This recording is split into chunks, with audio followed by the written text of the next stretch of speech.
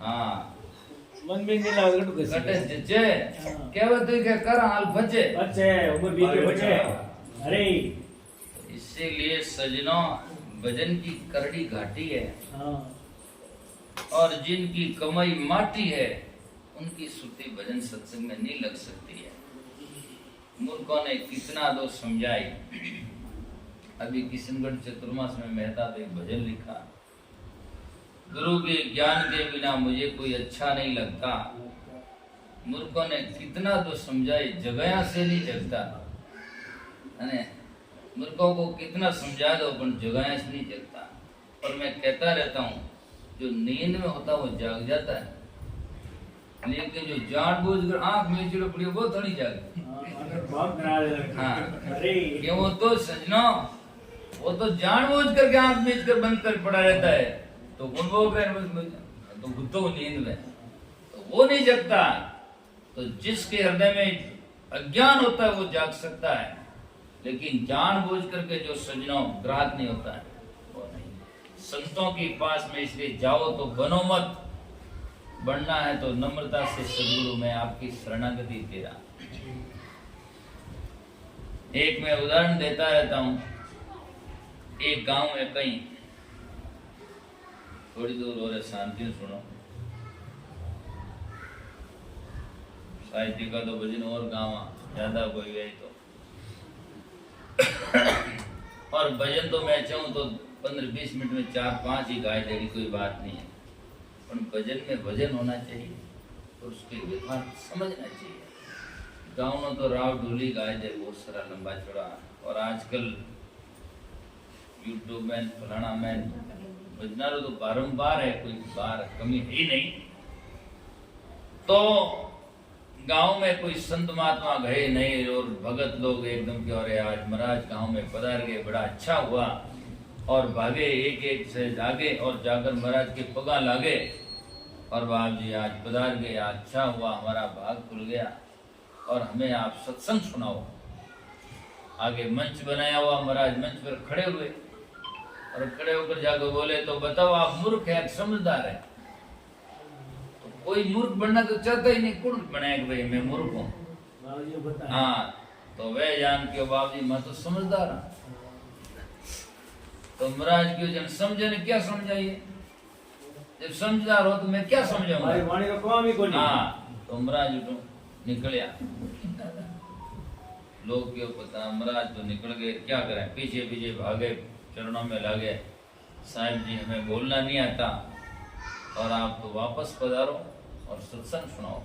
महाराज वापस आए और मंच पर खड़ा होकर, तो बताओ आप मूर्ख है समझदार है? उन्होंने सोचा पहले समझदार कह दिया तो मूर्ख कहते हैं, और तो क्या करें? तो उन्होंने कहा हम तो महाराज मूर्ख हैं। तो महाराज बोले मूर्खों ने समझा ज्ञान नहीं लगे, और सूखा लकड़ा सीता पड़ के नहीं लगे, और मुर्दा ने आवाज दे तो हरगिज नहीं जागे। मूर्ख को क्या समझाए? मूर्ख को समझाओ दे ज्ञान गांठ का जाई, ओइला होवे न उजला सोमन साबुन लाई। मूर्खों को क्या समझाइए? कुछ नहीं, मूर्ख आगे ज्ञान नहीं करना, मौनी बनकर रहना जी, है ना? मूर्ख आगे क्या ज्ञान करना? कबीर साहब अपने मौलिक ग्रंथ बीजित में लिखते हैं, मिलिए संत वचन दोई कहिए और मिलिए असंत मौन हो रहिए, सज्जन से बोले हितकारी और मूर्ख से रहे वो जग मारी। मूर्ख से तो जग मार रुक जाना चाहिए, कोई मतलब नहीं है। तो महाराज मन से उतरकर निकल गए, पीछे पीछे भागे, चरणों में लागे, अरे महाराज आप पधारो और हम तो बोलना नहीं आता था, सत्संग सुनाओ। वापस आए, वापस आन मंच माते खड़ा हुए, तो बताओ आप मूर्ख हो समझदार हो? तो उन्होंने सोचा मूर्खी कह दिया, समझदारी कह दिया ना, मैं तो क्या कहें? तो क्या महाराज आधे हम मूर्ख हैं आधे समझदार हैं? तो महाराज मंच में उत्तर कहे, जब आधे आप समझदार हैं मूर्ख है तो आप समझदार हो, मूर्खों को समझा दो, मेरी जरूरत क्या है? मेरी तो कोई जरूरत है ही नहीं। तो वापस निकले, पीछे भाग और सब चरणों में पड़े, महाराज आप सत्संग सुनाओ। वापस मंच पर आए और आकर के बोला, तो बताओ आप मूर्ख है समझदार है? उन्होंने क्या क्या बोला, क्या मूर्ख कह दिया, समझदार कह दिया, आधा मूर्ख आधा समझदार कह दिया, अब तो क्या बचा बात? तो उन्होंने हाथ ऊंचा खड़ा करके एकदम जाकर के निराश्रित होकर के और सजना ने कि महाराज हम क्या है आप ही बताओ हम क्या है वो आप ही बताओ। तब महाराज बोले अब आप सत्संग सुनने के ग्राहक बन गए और आप सत्संग सुनो। इसीलिए बनना में सजना नहीं बन मूर्ख जाकर के नहीं बन मुल्ला। ब्राह्मण और मुल्ला दुई का तर्क कर झगड़ा और हुक्म नाना कलंदर का अनल हक तू सुनाते जा। अगर है शौक मिलने का तो हरदम लो लगाते जा। इसलिए बनना में सजना दुख है और जो बनता नहीं है वो जाकर के सजना अपने आप सहज में जीवन जीता है। तो इसीलिए महापुरुष कहते हैं साहिब का नाम लेने से तेरी क्या जीभ घसती है, भलाई हाथ नहीं आवे। बुराई तो बहुत सस्ती है, बुराई तो आदमी बैठो बैठो ही ले ले। जिन्हें घर में तकलीफ है कोई आवे जावे, अरे यार वो क्यों आवे तो थारो कहीं जावे। आदमी जाकर के सजनों आदमी वास्तव में देखें तो जितना अपने दुखों से दुखी नहीं है उतना दूसरों के सुखों से दुखी है। इतना इसके युग क्यों है वो क्यों है इसके कोई कल्पना करते करते मर जाता है। तो इसीलिए संत महापुरुष कहते हैं और वो फिर हम जब भी गणवाए कि हमारे ज्ञान साहब एक शेर कहते थे कि दुनिया में दो अकल है नहीं तीसरे की गम। दुनिया में दो अकल है नहीं तीसरे को गम और आदि में सारी दुनिया बसे डेढ़ में हम कि आदि में सारी दुनिया बसे डेढ़ में हम। अपन लोग मारवाड़ के डेढ़ होशियार है तो कि दुनिया में दो अकल है नहीं तीसरे के गम और आदि में सारी दुनिया बसे डेढ़ में हम। इसीलिए वो सोचता है कि हम तो क्या नहीं जानते। और सजना संसार में सजना संत महात्मा भक्ति का प्रभाव होता है तो हमेशा नम्रता की तरफ में जाता है, हल्कापन में। और सजना इसलिए का जब रंज ऊंची छड़े निर्माई की पान यानी रोड़ा खावे ठोकरा कलडाई के पान। इसलिए अकड़ होता है पकड़ होता है तो काम नहीं आता है। तो भलाई हाथ नहीं आवे बुराई बहुत सस्ती है, करो दिल साफ अपने को कुबत दिल में ही बसती है। आज आदमी मकान साफ करे, गाड़ी साफ करे, कपड़ा साफ करे, खेत ने साफ करे, बाकी वस्तुएं भी साफ करे, पर मैं हरदा में कचरो भरे गीतांजलि गपसप नटकट 2125 जरदो आवे जी भर दो।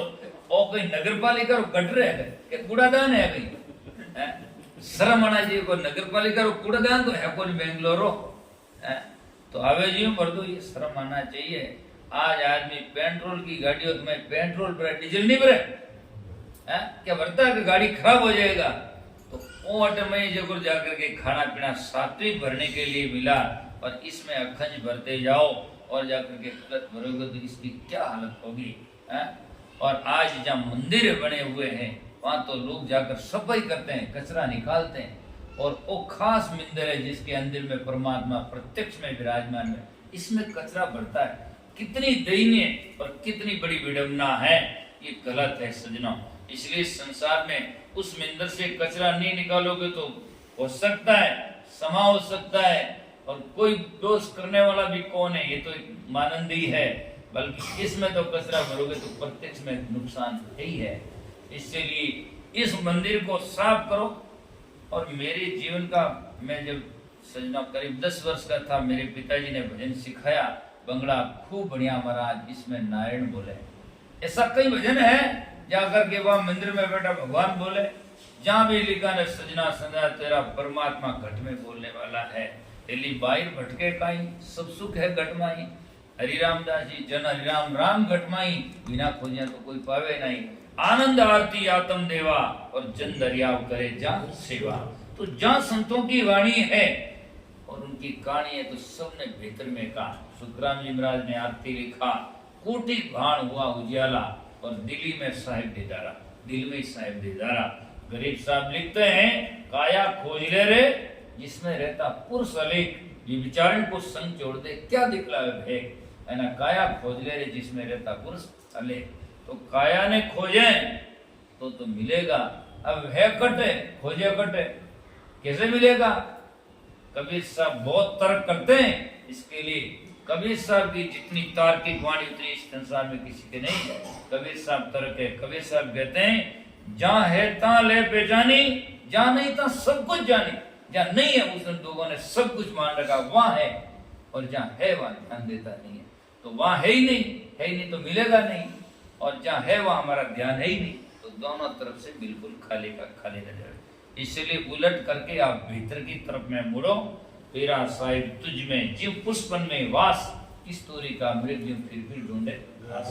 तो तुम अंदर की तरफ में मुड़ जाओ तो जीवन कल्याणकारी होगा।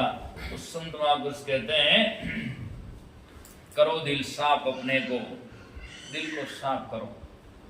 तो दिल साफ करता नहीं है लोग। कपड़ा तो मशीन लगा दी, मशीन में साफ कर ले, इन्हें कहीं करे।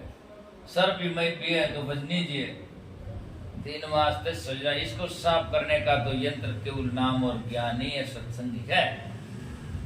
और आज से 625 वर्ष पूर्व जब कबीर साहब का प्रकट, या उस टाइम में कबीर साहब जब नजर घुमाकर देखते हैं तो सजनों,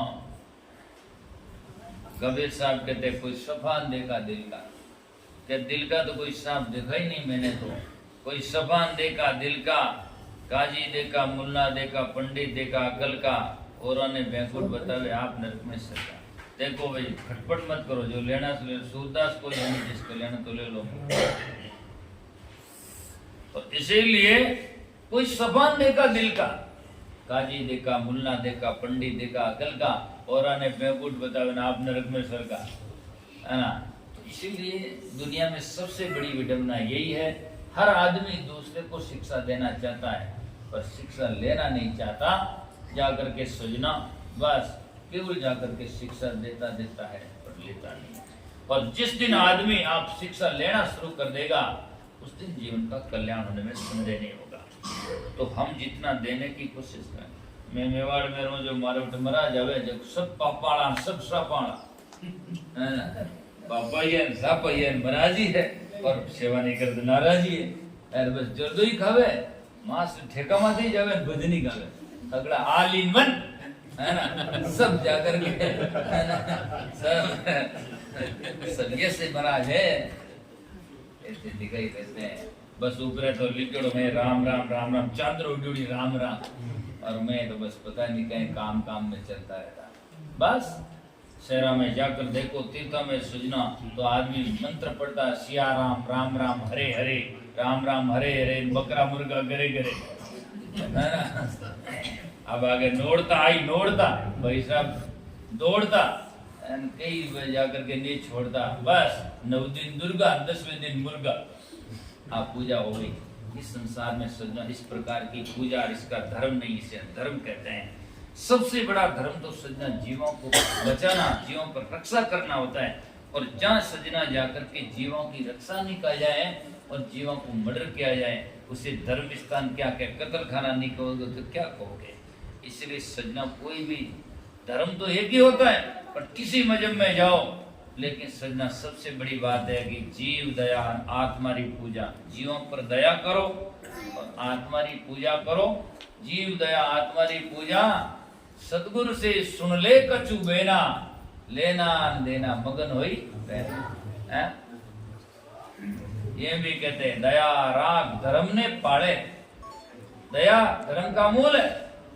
दया राग धर्म ने पाले और जग से रवे उदासी, अपना सा जीव सबका जाने ताई मिले अविनाशी। अपना सा जीव सबका जाने उससे अविनाशी परमात्मा मिलेंगे और उनका जीवन कल्याणकारी होगा। तो सजना सदगुरु कबीर साहब कहते हैं जवानी देख कर भूला ये तो दिन 10 की मस्ती है। आज से 20 साल पहले 35 साल पहले जब मैं साधु जीवन में आया, शुरुआत हुआ तो गुफा में जाकर बैठता, 4 घंटे पद्मासन लगाकर बैठता, और आज सजना आधा घंटा नहीं बैठ सकता, समय निकल गया। इसीलिए लोग सोचते हैं ये जवानी हमेशा रहेगी, कहाँ है। और दूजा ने देख के जना बूढ़ा ने जवान देख के जना मजाका करे, बाबो मोरियो बनियोड़ा है तू ही बननाड़ो ही है ना। एक बाबो यूं जाओ तो कूड़ो कूड़ो, तो एक पढ़ियो लिखो लड़को आयो और मजा करी। कई बार धनुष बाण बेचते हैं क्या, धनुष जो बढ़ेगा नहीं कूड़ा बाबो जानियो टाबर है वो जानियो बाबा ने हिंदी भाषा में ठानी पड़ी जना मारवाड़ी में कहे कई बात तीर कबाण बेचो कहीं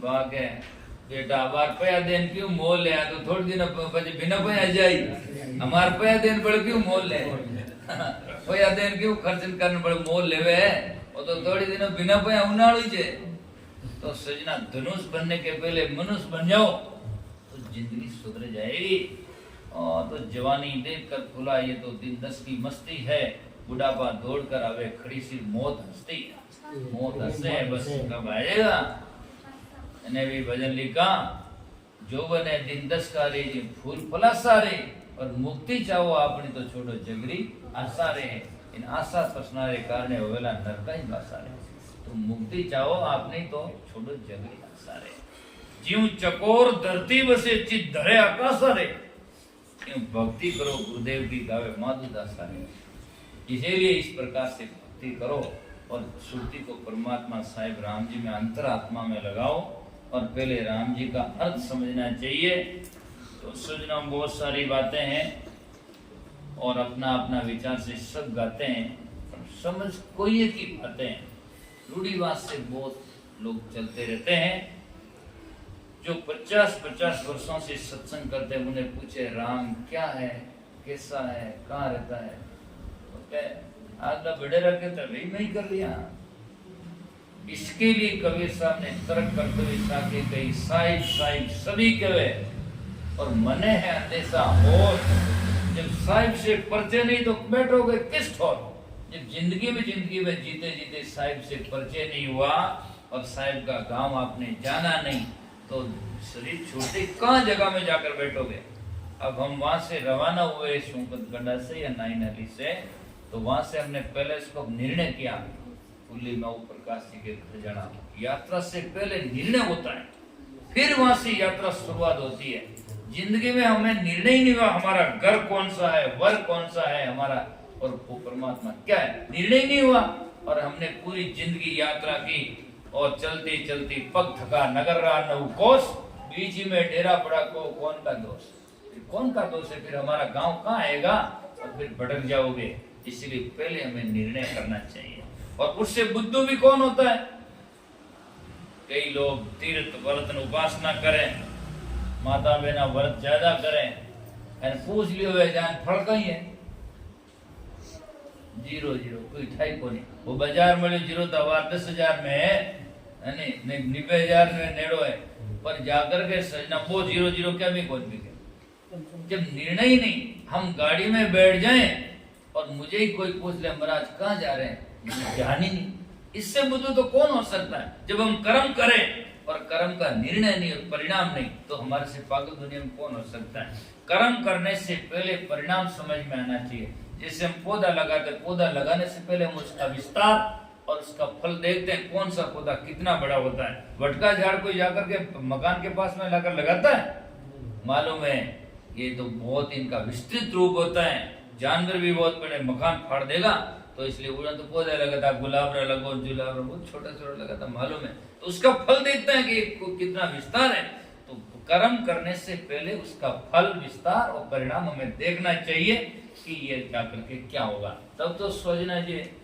भोजन पाने से पहले सोचना चाहिए वो मैं पच सके नहीं पच सके है ना नहीं तो जाकर के सोचना माता पची है नहीं तो दांतारो काम मानता हूँ वेला को नहीं इसीलिए पहले परिणाम देखना चाहिए तो समय भी होने जा रहा है एक भजन और बोल देते हैं जितना भी समय रहेगा